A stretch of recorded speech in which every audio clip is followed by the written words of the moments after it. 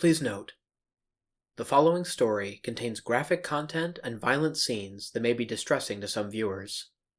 Viewer discretion is advised.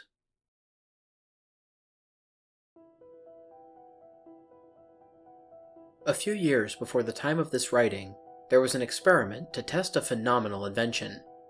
If the test was successful, it could have potentially revolutionized the world of video games forever. The invention was a virtual reality gaming console that would actually put players into the game so they could vividly experience it instead of just play it.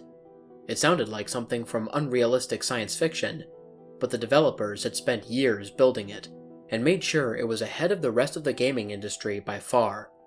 The console was to be called the Immersion, and it would have instantly made every other console obsolete. It wasn't like the kind of system where you have to wear a visor over your eyes, like the Oculus Rift, and still hold a controller. It would have generated an entire virtual world unlike any other before it for players to explore. The game would generate sounds, smells, sights, even a temperature. Once the gamer began playing, it was as if they had stepped into another world for an adventure. Sometimes the game would give them items to use, and there would be people inside the game to interact with. People who would wander around the world, heroes, villains, and neutrals. The game would create situations, and the player would have to solve them. The immersion actually put the player into the story. It was a very advanced piece of technology, far beyond today's limitations, and it held a certain tempting beauty to it that attracted almost every major business to hear of it. The way the immersion worked was by getting into your head. Basically, the system would put you into a sleep-like condition and control the dreams you had. It was a very complicated and very sophisticated device. The only thing players had as a controller was a helmet over their heads for the machine to work. Anyone who was wearing the helmet should have only moved a little bit while playing the game in the curious sensation known as sleepwalking, similar to how they would in actual slumber. If you had died or lost in the game, then the immersion would simply wake you up. Only 3 games were made for the immersion, and the games took almost as much time to make as the console itself. Tests were required to make sure the game worked properly, so researchers were hired to examine the console. However, the developers wanted to keep the invention a secret so that no other company could steal their idea or make a console to rival the immersion, which was highly unlikely. The researchers found 3 people to play the 3 games developed for the system. Their names were Mark, Luke, and Wayne, and each of them was a devoted gamer. The researchers let them pick the games they played after an explanation about each game. There was a game called War World, which was a shooting game. The player would have started in a helicopter, wearing a full standard-issue army uniform. They had just enough time to look around the sleek, black interior of the helicopter, with the pilot and co-pilot chairs in the front, a wooden crate next to the player on the floor, and the door to the helicopter wide open, revealing a height so high the ground was scarcely visible.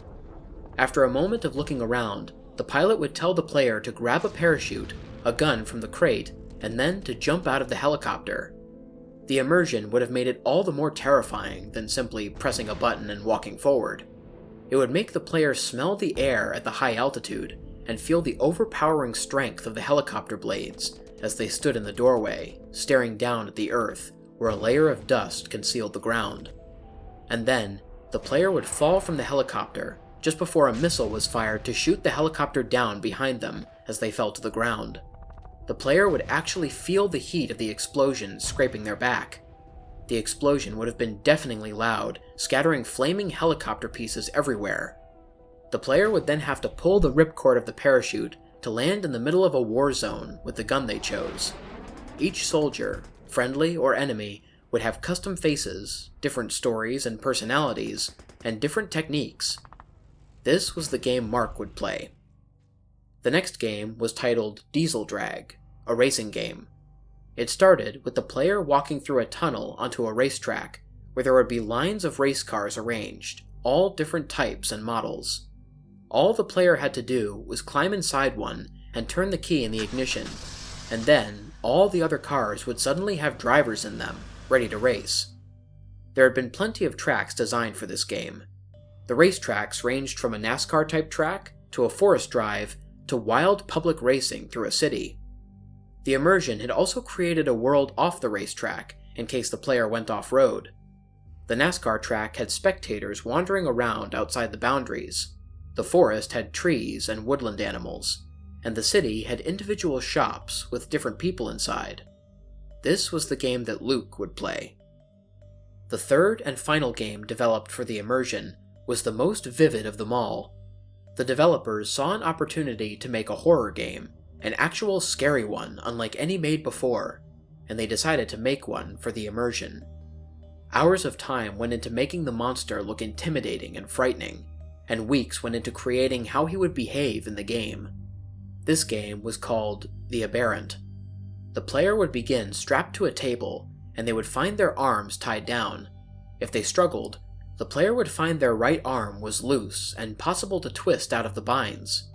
The room was empty aside from the table. Looking around, the player would see the room was a perfect square with stone walls and an iron door. After about 20 seconds, a white-haired man would enter the room with a long butcher knife. If the player was free or nearly free, he would attack. If the player appeared to still be strapped down, he would stand over them and begin whispering about how much he would love to see the blade enter their flesh and other psychotic things such as this. To make this moment even creepier, a few developers had had extended conversations with murderous asylum inmates who had stabbed victims to death just to get a feel for the emotion required for this man. The player could overpower the man and knock him to the ground or push past him and escape.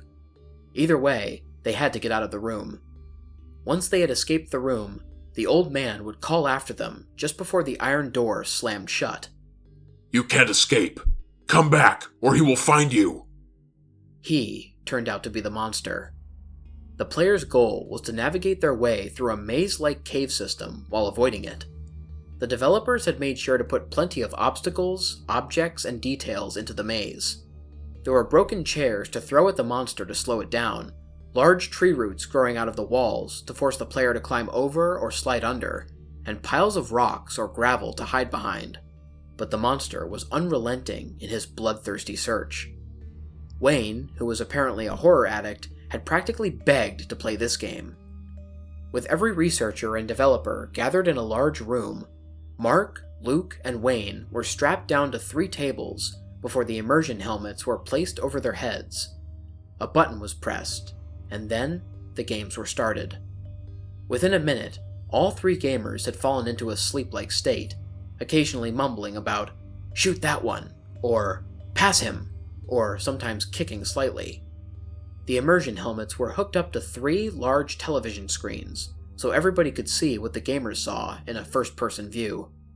The experiment was going almost exactly as planned, so developers and researchers alike were preparing to celebrate. But then, their celebration was cut tragically short. The gamers began to thrash around.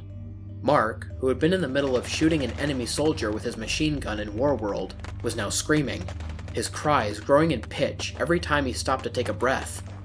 Terrified researchers jumped backward as blood began to spurt from Mark's body. Small wounds that looked to be bullet holes had covered Mark's chest, and his screams began to die. In only a few moments, Mark had turned from an avid gamer into a bullet hole-filled corpse.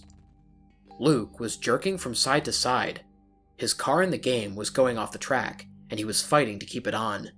He might have succeeded, but suddenly another race car came along and knocked him off the track.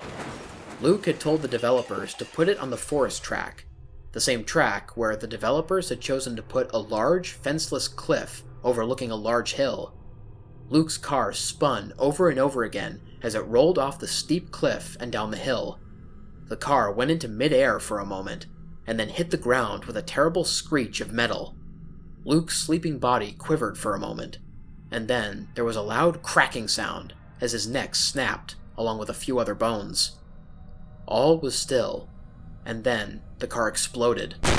Luke's body erupted into flames, and researchers were astounded at this sudden spontaneous human combustion. A few ran for the fire extinguisher, but all that remained of Luke was a black hunk of meat and a burning smell. At this point, developers and researchers alike were trying to stop the game Wayne was playing. If they had simply pulled off his helmet, Wayne's brain might have been permanently damaged. They couldn't turn off the game, and could only watch Wayne play. Wayne's arm had been cut while escaping the old man in the beginning of the game, and a thick gash appeared in reality, staining his shirt sleeve with blood. After escaping the old man, Wayne was now running for his life down the caves. The monster's roar echoed behind him in the distant darkness at the end of the tunnel. Wayne soon found himself in a large, open area. He looked around for a few seconds, and then came the sound of thundering footsteps. He cast a quick, frightened glance to the dark tunnel he had just emerged from, and then looked around the area again. There was a large rock over to the side, and Wayne quickly scrambled behind it. He froze, trying not to even breathe as the footsteps entered the room. There was the sound of the monster sniffing. Wayne stared at the ground, hardly daring to move the slightest bit. The monster stopped, and there was silence. Wayne cautiously began to raise his head to look up at the top of the rock. There was no sound. Suddenly, a large clawed hand shot down over the top of the rock. There was a loud growl, and Wayne screamed. The claws seized him around the chest and pulled him from his hiding spot. In reality, Wayne's body opened up with more scratches, leaking even more blood.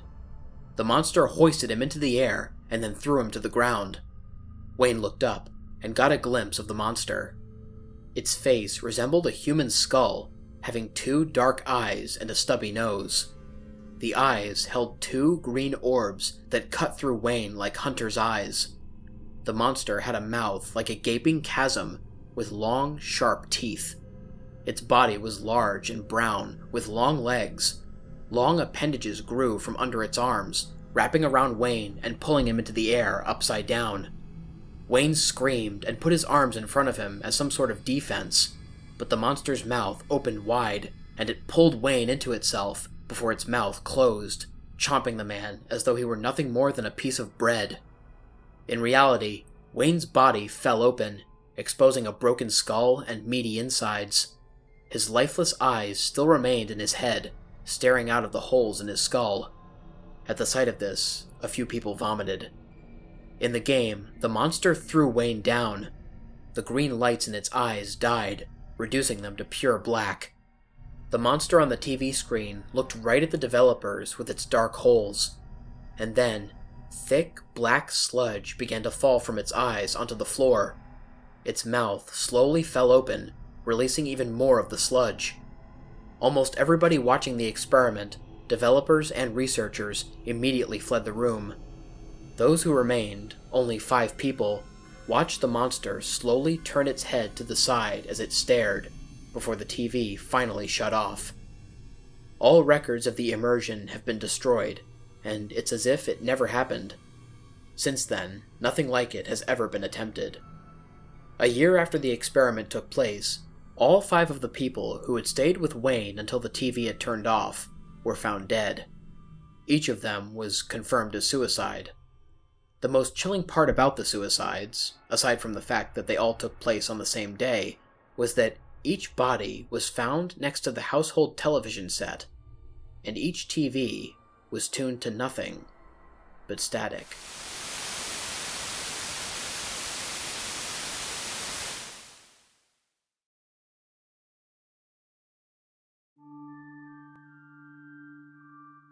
What's up, everybody?